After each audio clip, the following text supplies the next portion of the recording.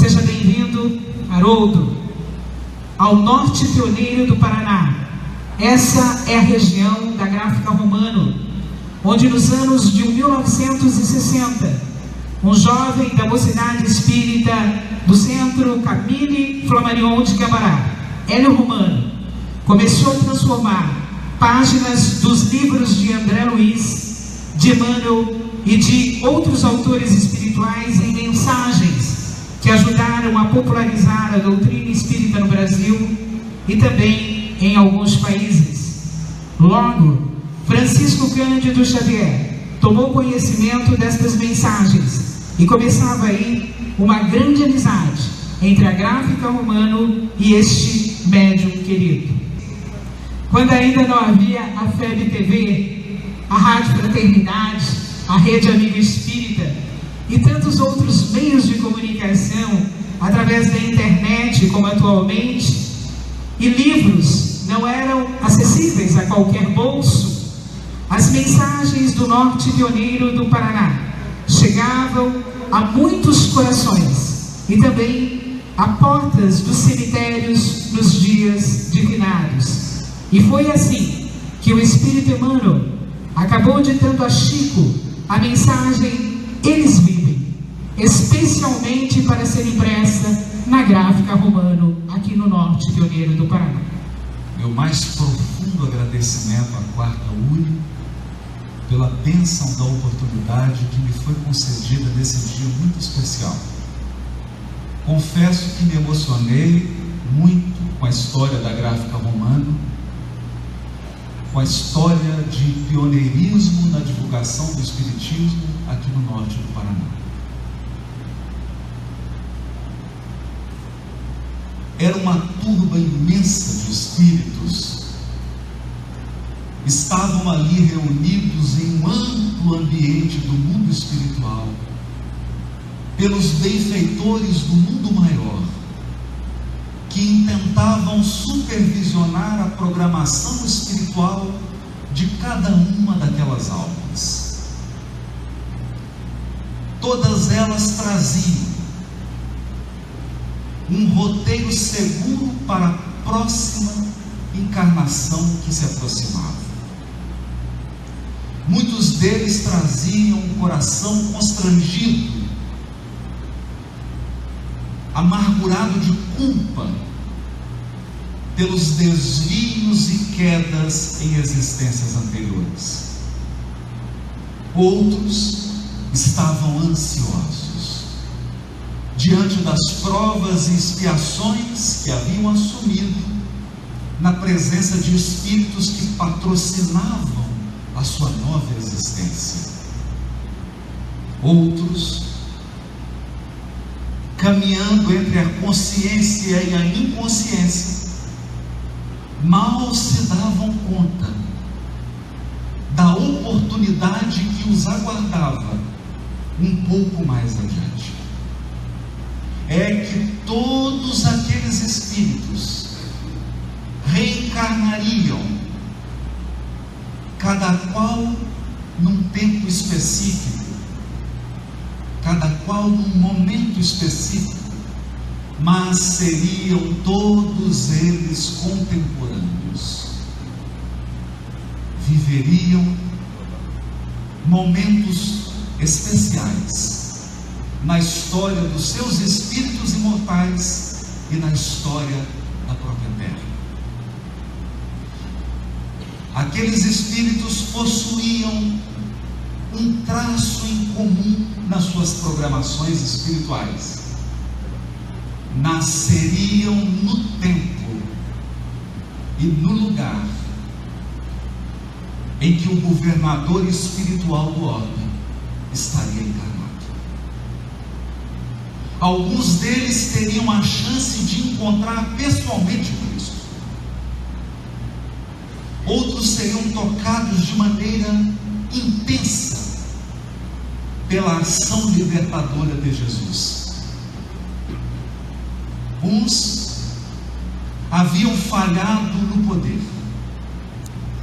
malbaratado todas as oportunidades da providência divina, e viriam novamente investidos de autoridade política e econômica, mas dessa vez esperançosos, porque seriam contemporâneos do Cristo. Outros, com a alma opressa, seriam portadores de dolorosas expiações: cegueira, paralisia, lepra, outras doenças, dificuldades familiares, perdas de entes queridos. Mas como que o coração de cada uma daquelas almas se enchia de esperança, porque as gerações futuras lembrariam dos seus nomes. Alguns deles teriam para sempre o seu nome grafado na história do Evangelho de Jesus, na biografia do Cristo. E assim, após a orientação e sustentação de benfeitores das esferas mais altas, um a um iniciaram seu processo encarnatório. Um dos primeiros a reencarnar foi uma alma piedosa, iluminada, que viria mais uma vez, em virtude dos seus compromissos passados, vinculado ao movimento religioso do povo hebreu. Seria um sacerdote. Ele sabia que o seu contato com Jesus seria breve e nos últimos momentos da sua existência física. E assim foi. Simeão já era um ancião quando vê chegar ao templo José e Maria. Tocado pelas lembranças do mundo espiritual e advertido pelos médiuns da época, que eram chamados de profetas, a semelhança de Davi, que fora orientado por Natã, um profeta quase desconhecido. Simeão teve a certeza de que tomaria nos seus braços envelhecidos a figura do Salvador, o governador espiritual do orbe, em tenra idade, nas suas mãos. Ele, com a sua experiência, com os cabelos embranquecidos pela dor, pelas dificuldades, pelas lutas, pelas esperanças não realizadas, toma a criança nos braços, tomado da mais profunda emoção espiritual. Adverte Maria de que o seu coração de mãe deveria se preparar, porque aquela criança viria para a queda de muitos em Israel. Aquela criança seria portadora do clarão da verdade e do sol do amor, que rompe todas as conveniências humanas, que voa por cima dos preconceitos dos encarnados. Maria recolhe aquelas lições, porque naquele momento a boca de Simeão era utilizada pelas potências angélicas que acompanhavam a missão do governador espiritual. Recolhe no coração as orientações, e nos momentos mais difíceis de mãe, ela se lembraria daquelas palavras sábias que no fundo vertiam da espiritualidade superior. Mas Simeão, já envelhecido na experiência humana, afasta-se com a criança nos braços e derrama sobre o bebê todas as suas angústias. Conversa com a criança, sabedor de que o espírito que ali estava era o mais sublime que já havia pisado na terra, e que então ele poderia abrir o seu coração, porque seria entendido pelos canais do espírito imortal. Simeão então desabafa com a criança: ó Senhor, poderias ter escolhido os berços dos reis,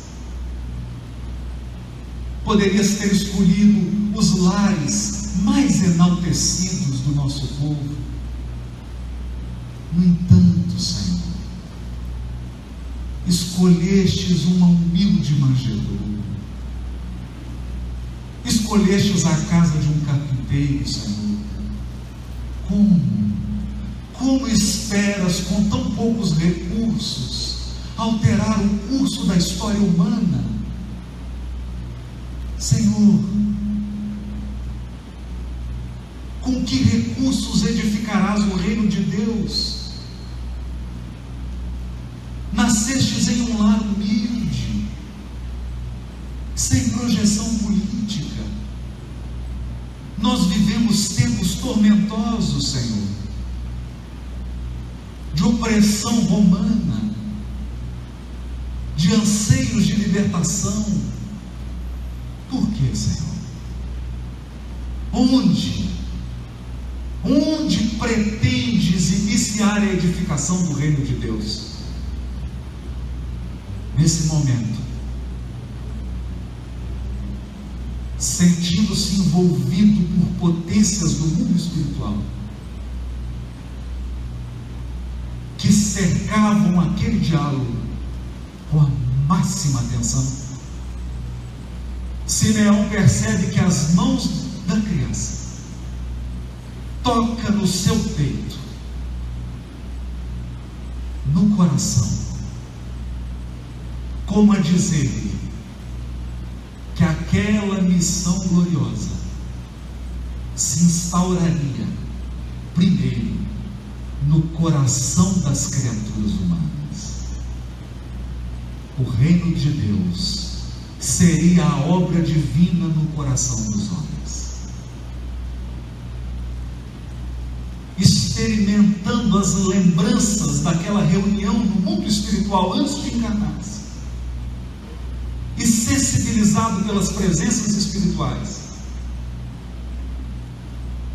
Simeão volta e se coloca ao lado de José, Maria, e profere as sublimes palavras registradas no Evangelho de Lucas: ó Senhor, despede em paz o teu servo, porque meus olhos viram a salvação. Pouco tempo depois, regressa Simeão ao mundo espiritual e inicia o Cristo a sua romagem pela terra. Eram os primeiros dias dos anos 30. A Galileia tornara-se um grande centro de agricultura e de comércio. O mar da Galileia talvez fosse a bacia mais viscosa do mundo. A Galileia era um verdadeiro entroncamento das nações. Por lá passavam corações de todas as nacionalidades, de todas as línguas, experimentando os favores do Império Romano, circulavam sem alfândega e sem limites, passavam pela Galileia vendendo produtos e adquirindo produtos. No entanto, o povo hebreu vivia uma opressão gigantesca, não apenas nos impostos, na economia e na política. A maior opressão vivida pelo povo era a opressão religiosa, porque Roma havia estabelecido que César era um Deus e que César deveria ser adorado como um Deus, como o maior de todos os deuses. E isso feria mortalmente a sensibilidade monoteísta do povo hebreu. Eles não suportavam ter que se curvarem diante da estátua de César e adorarem um homem, porque sabiam que toda criatura humana, por mais notável que seja, não passa de uma criatura humana, com todas as suas fragilidades. Roma havia instituído uma propaganda religiosa que recebera o nome de Evangelho. Roma tinha um Evangelho, e o Evangelho, a boa notícia de Roma, era de que César era um Deus e de que ele garantiria a paz, a tranquilidade, a estabilidade econômica. O que nos lembra um pouco a situação que vivemos hoje. Muitos acreditando que poderiam construir um novo mundo através das armas e do sangue, se entregaram à rebeldia e à revolução armada. E o poder de Roma não se fez demorar. Pequenas revoluções foram combatidas pelo Império Romano com todo o vigor e força do seu exército. As águias voadoras dominavam soberanas sobre a Galileia, pregando o seu evangelho, a Pax Romana, a estabilidade que um homem pode conferir, a liberdade que um homem pode dar, as conquistas que uma instituição humana pode oferecer. Mas muitos espíritos, já experimentados em múltiplas existências, sabiam que nenhuma instituição humana é capaz de proporcionar uma paz divina. Nenhuma criatura humana é capaz de oferecer o que nem mesmo ela possui. Só Deus é a suprema bondade. Só Deus é a inteligência suprema que governa o universo. Só Deus pode nos dar a tão sonhada e perene felicidade que os nossos corações almejam. É nesse clima que surge a enérgica e doce figura de Jesus andando pela Galileia. Ele havia visitado Jerusalém, examinado as suas instituições, o coração vaidoso dos seus contemporâneos, aqueles mesmos espíritos que participaram daquela reunião, estavam agora em pleno curso das suas existências. Mas qual ocorre com todos nós? Na infância, estamos mais ligados ao mundo espiritual que ao mundo dos encarnados. Mas à medida que o tempo prossegue, à medida que a encarnação avança, nós perdemos o contato com a pátria espiritual. Os interesses puramente materiais polarizam as nossas emoções e o nosso raciocínio. O encarnado parece um sonâmbulo, acreditando que a verdadeira vida é a vida corporal, e prossegue vivendo alheio à sua origem espiritual, alheio aos propósitos da sua encarnação, e sobretudo é extremamente desconectado dos seus benfeitores espirituais, daqueles corações generosos que patrocinaram a nossa encarnação.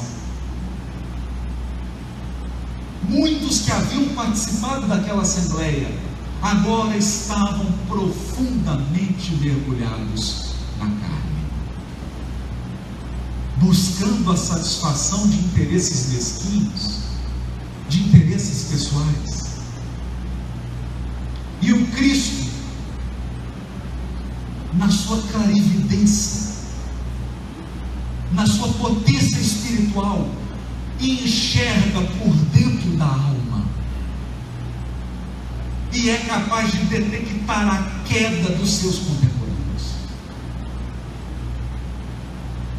Percebe que muitas programações espirituais estão indo por água abaixo. Observa o templo de Jerusalém. Espíritos que haviam se proposto encarnar para cooperarem com a obra do Evangelho e que estavam ali absolutamente envaidecidos, embriagados de vaidade, de orgulho, de interesse pessoal, incapazes de prestar a colaboração que eles haviam prometido. O Cristo então delibera retornar para a Galileia. Vai procurar o coração humilde e simples de pescadores. Há um aspecto curioso na vida do pescador e do agricultor. Quem é agricultor no norte pioneiro sabe o que eu estou dizendo. Você ara a terra, você seleciona a semente, você corrige o pH do solo com adubos e produtos,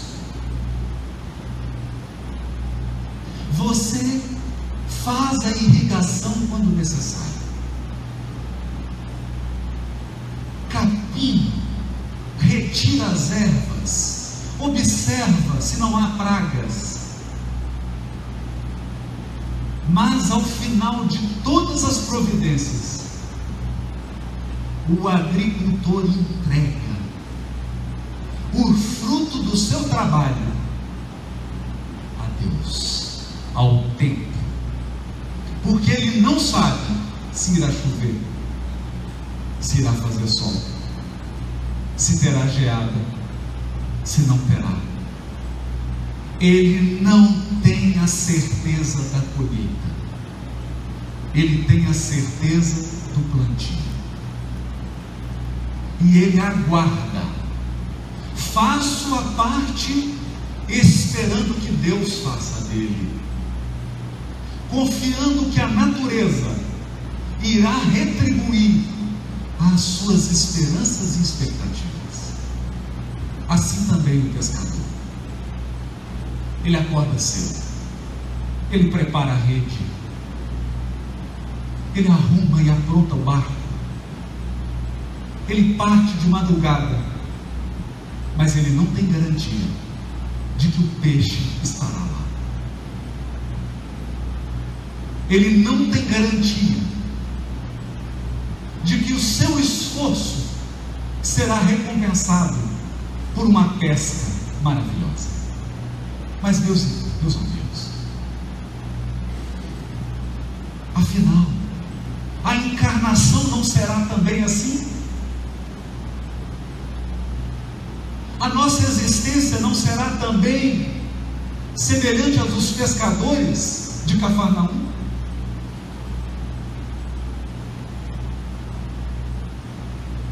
Você prepara, programa, faz todo o seu esforço, deposita todas as suas esperanças, e aquele afeto da sua alma é levado pelos braços da desencarnação.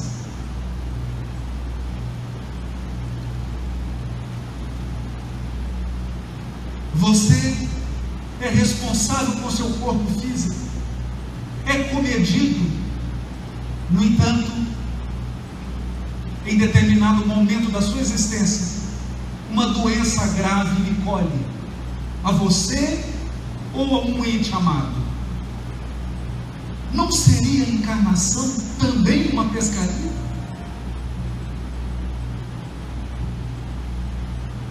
Em que nós fazemos tudo o que nos compete e aguardamos as deliberações da vida? as determinações do plano maior. Pescadores não são apenas Simão, André, João e Tiago. Pescadores somos todos nós, que tomamos o nosso barco quando encarnamos, mas que não sabemos qual será o destino da nossa pequena embarcação.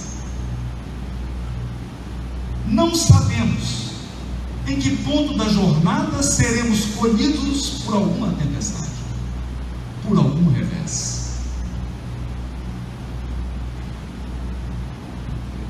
Assim, simbolizando a alma humana, o Cristo procura um contato com aqueles homens simples, que também estavam naquela assembleia espiritual. Mas aqueles homens estavam mais habituados à esperança e à fé do que os outros. E eles perceberam naquele olhar, perceberam naquelas palavras, a presença do guia e modelo da humanidade terrena. E hipotecaram seus corações ao Cristo incondicionalmente. Não entendiam as palavras do Cristo na sua completude. Ficavam muitas vezes perplexos, mas eram almas sensíveis e devotadas. Uma coisa marcava aqueles encontros. Naquela época, as refeições eram coletivas. Não havia pratos individuais. Era uma vasilha com pão, uma vasilha para cada molho, e as pessoas pegavam seus pedaços e coletivamente comiam juntas. Eu não sei como é no Paraná, no norte pioneiro do Paraná, mas em Minas Gerais, se põe a comida na mesa, todo mundo pega primeiro. Todo mundo pega primeiro. Eu fui presenteado com café e me perguntaram se eu gosto de café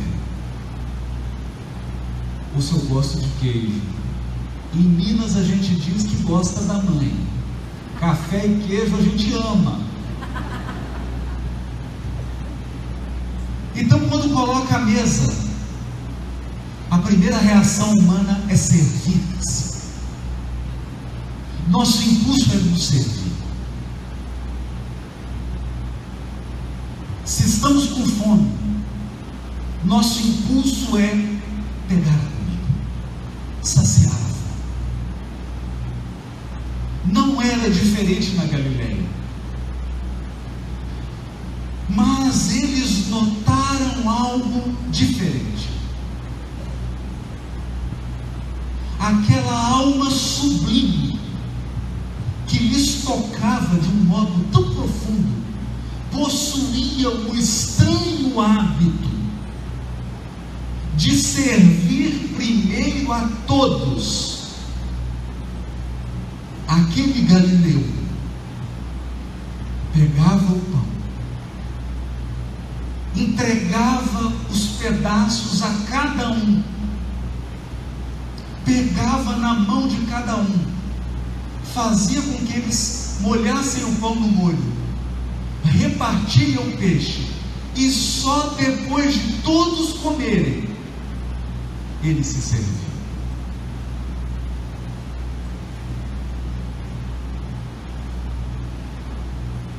Ele se serviu. Muitos discípulos não notaram essa característica peculiar do Cristo. passou despercebido. E os anos seguiram, passaram-se 3 anos, estávamos nos aproximando do mês de abril do ano 33. Jesus então manifesta o seu desejo de comer com os discípulos. Comer. Aproximava-se a Páscoa judaica. O banquete é preparado.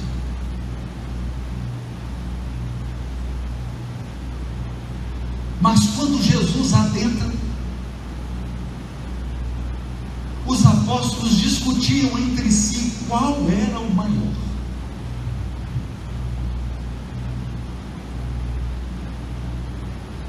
Qual era o maior? Qual o maior apóstolo? Porque nós encarnados temos o estranho vício de não perceber que toda tarefa tem sua importância. E temos uma obsessão pelo maior. Quem é o maior? Qual é o mais importante? Qual é o mais destacado? No momento em que eles se inflamavam numa disputa muito comum, o Cristo silenciosamente coloca uma toalha na cintura, vestindo-se à semelhança dos escravos da época. Toma de uma vasilha de água, se ajoelha e começa a lavar os pés dos discípulos.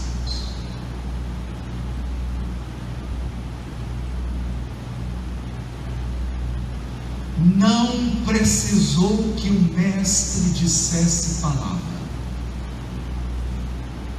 O gesto soava grandioso demais para caber em palavras. A situação foi tão constrangedora para os discípulos que eles interromperam imediatamente a discussão.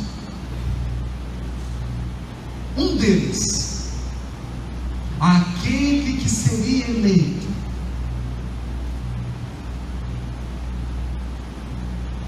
o chefe do colégio apostólico, sentiu-se tão constrangido que disse a Jesus: Senhor, o Senhor não lavará meus pés.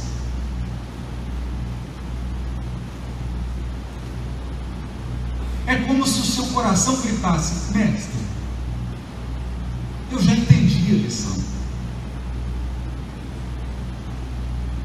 O Cristo olha firme para Pedro e diz ao apóstolo mais experiente, ao apóstolo mais vivido, ao que havia sofrido mais, ao que já havia experimentado maior soma de provações e lutas: Simão, se eu não lavar os teus pés, não tens parte comigo.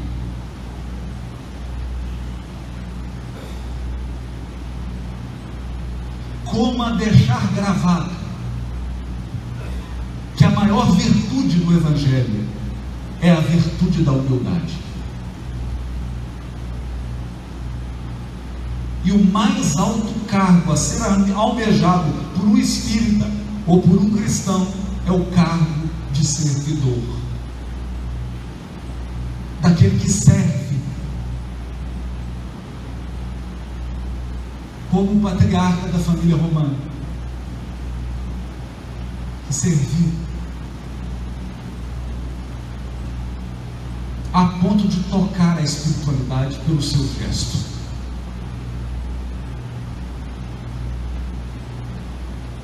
Jesus então chama todos para a refeição e mais uma vez parte o pão e o cordeiro, serve a todos e só depois come.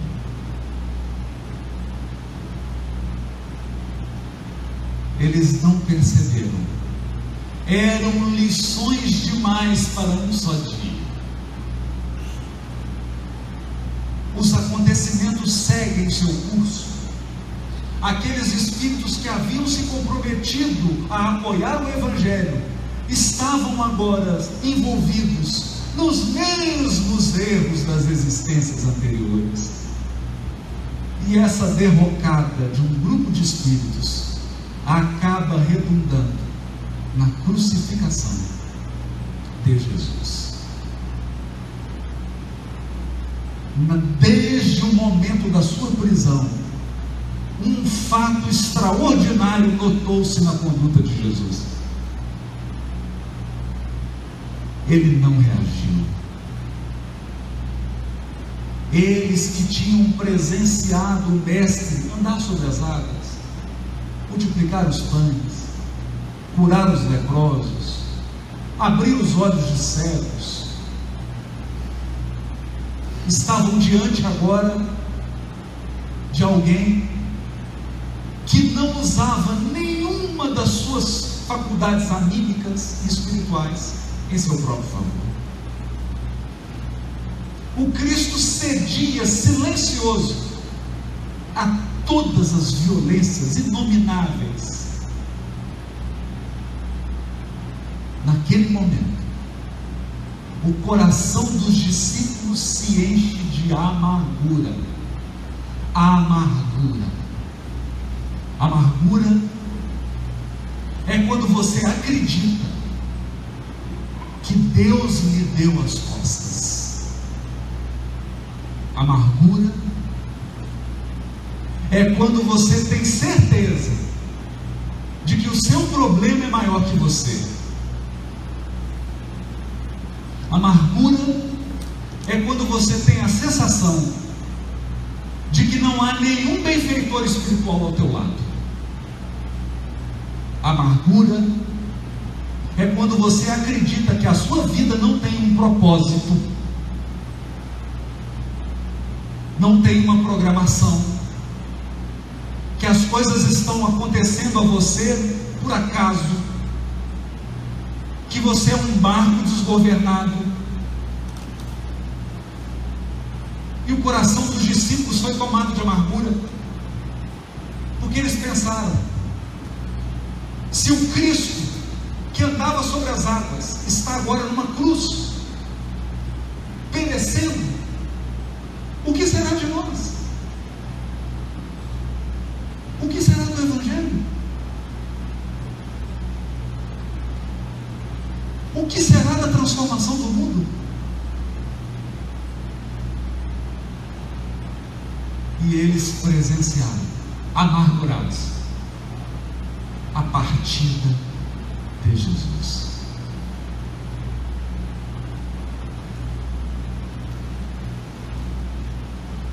Poucos dias depois, alguns deles caminhavam cabisbaixos pelo caminho de Emaús, entristecidos, porque chega um momento da encarnação em que você curva a cabeça e acredita que não há mais solução. Nesse momento, sem que eles percebessem, um peregrino estranho se aproxima, começa a caminhar ao lado. Isso era muito comum. As pessoas caminhavam juntas, porque era perigoso andar naquela região, naqueles tempos. E sentindo a amargura e a tristeza deles, o peregrino pergunta: por que vocês estão tristes? E um deles responde: você não sabe o que aconteceu? Não, eu não sou dessa região.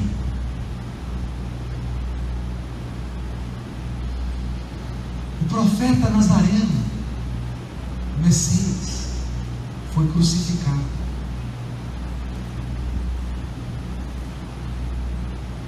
E o peregrino então começa a citar passagens das Escrituras, textos dos profetas antigos que falavam daquele momento,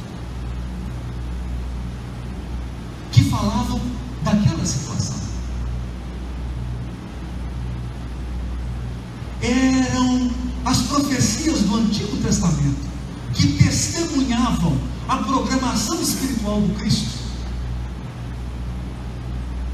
a escritura das Escrituras. E eles começam a experimentar a luz do esclarecimento, o fulgor do esclarecimento. Como é bom entender! É muito duro sofrer sem entender, sem saber as razões.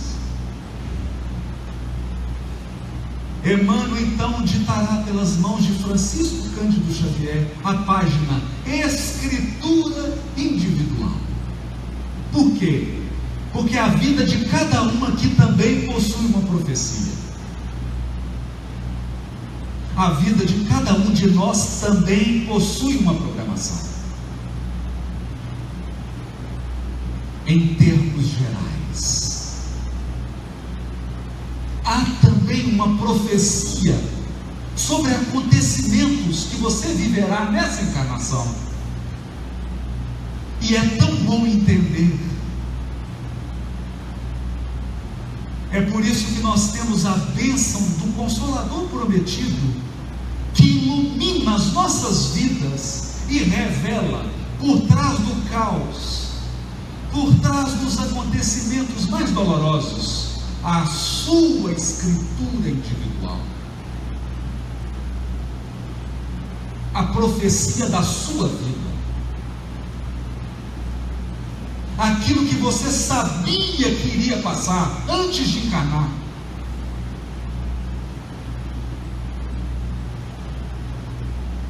Há acordos de amor que foram feitos. Quantas mães abraçaram filhos espirituais e disseram: vai, filho, eu vou ser sua mãe e vou estar ao seu lado nessa expiação. Quando você desencarnar, eu estarei do seu lado.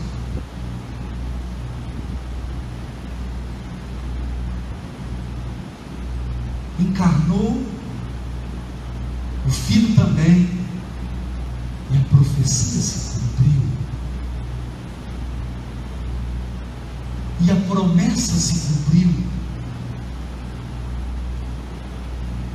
e aquela situação que você sabia que iria viver acontece na época certa, no tempo determinado, e você sofre pelo tempo determinado, pelo tempo programado, a menos quando o sofrimento é decorrente do seu desvario ou do abandono do dever. Aí o sofrimento é por conta própria. Mas a misericórdia divina é tão infinita que mesmo nesses casos nós somos socorridos, somos soerguidos e amparados pelo amor infinito de Deus. Aquele peregrino então explica, como o Consolador prometido nos explica que a sua existência tem um propósito, que antes desta vida você já viveu muitas outras, e que todas as suas vidas são solidárias. Talvez você viva uma situação hoje que é decorrente de uma encarnação muito antiga, mas tudo tem um nexo, há um propósito na sua vinda aqui, há um propósito nas pessoas que estão ao seu lado. Nada é sem sentido. Você está sob a supervisão da providência divina. Olhos de profundo amor estão sobre você, te acompanhando nos mínimos detalhes da sua vida. A presença eterna de Deus em nossas vidas e em todo o universo, porque Deus é a presença. Nós nunca estaremos sem Ele, a sós, nunca. Ele é a testemunha que nunca se afasta. O entendimento dos discípulos se encheu de um clarão, mas o coração continuava amargurado. Por quê? Porque você pode entender muita coisa, você pode conhecer de muitos assuntos, você pode ter uma inteligência privilegiada, mas a vida vem do coração.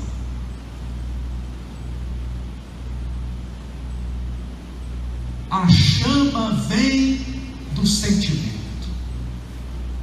Viver é sentir. Isso não nos desobriga de estudar e de aprender. Isso apenas nos diz que a inteligência é o guia, é o mastro, mas o motor do barco é o coração. Se o seu coração não está pleno, a sua vida é murcha. E o coração deles estava ainda amargurado. Já começava a anoitecer. Eles pararam numa hospedaria porque não era aconselhável viajar à noite naqueles tempos.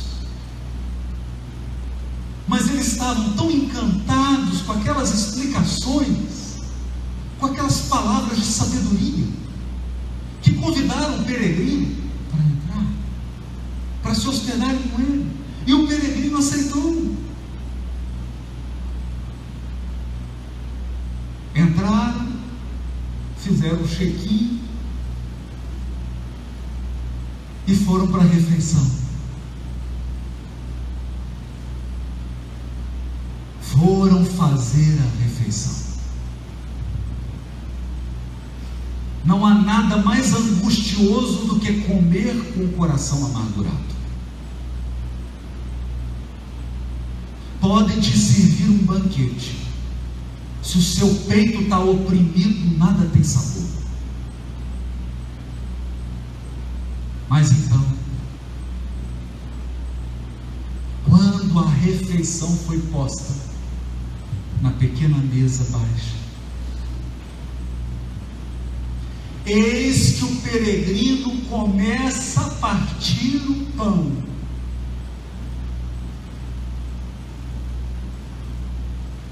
Eis que o peregrino começa a partir o peixe. Dá um pedaço a cada um. Os olhos daqueles discípulos ficam arregalados. E diante dos seus olhos, o peregrino se transforma. Era Jesus. Só Ele servia primeiro, antes de se servir.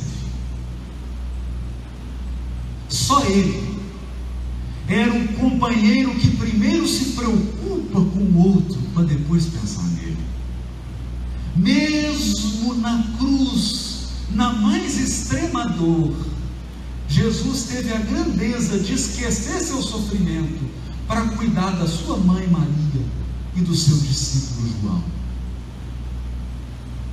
E mesmo pendurado na cruz, ele fez inúmeros atendimentos. Muitos espíritos foram convertidos naquele momento, porque ele esquecia suas dores e continuava operando a renovação dos corações.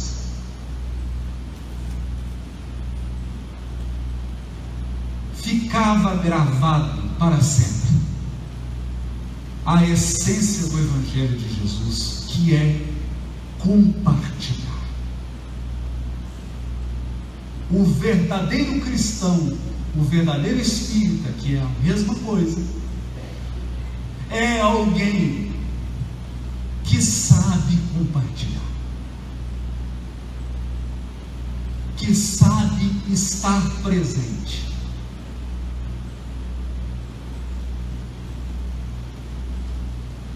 E o que os benfeitores espirituais desejam sempre nos dizer é que eles não têm a permissão divina de tirar as provações dos nossos ombros. Os benfeitores espirituais não podem nos afastar das expiações, dos resgates. Eles não podem interferir na lei de causa e efeito. Mas uma coisa eles dizem: eles vivem ao nosso lado. Nos momentos de maior tormenta da sua vida, eles estarão comendo pão ao seu lado. Eles estarão assentados, repartindo as lágrimas.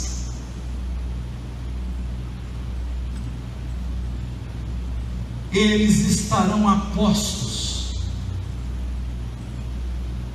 nos incentivando, nos consolando, enchendo o nosso coração de esperança, porque isso é o Evangelho. Essa é a essência do Espiritismo. Corações que compartilham o mel do consolo espiritual. Corações que juntos enfrentam as provas e expiações da jornada. E nos momentos mais terríveis, você ouvirá no seu coração uma voz: nós vivemos, você é eterno.